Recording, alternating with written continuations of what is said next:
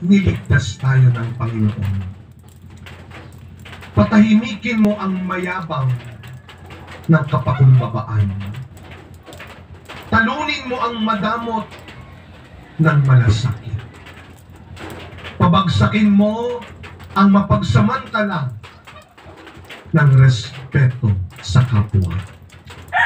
Sa panahon ngayon, sa mundo ngayon, na mas mabilis, mas madali ang manghusga at magkanya-kanya, hindi pa rin tumitigil ang Diyos na magpaalala sa atin na ang kadakilaan sa paggawa ng kabutihan sa mundo ngayon, ang dapat mo pa rin unang iniisip, pinahangad, ginagawa.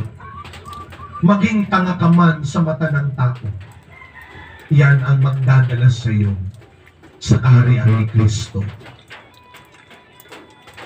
Ang kabutihan, hindi lang pinag-uusapan.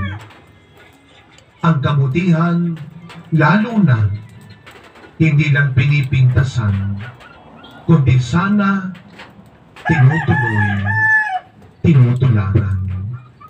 Sabi nga ni Kristo sa ating ebanghelyo ngayon, anuman ang ginawa mong pagtulong sa kapwa, lalo na sa pinakamaliit, ay ginawa mo sa akin.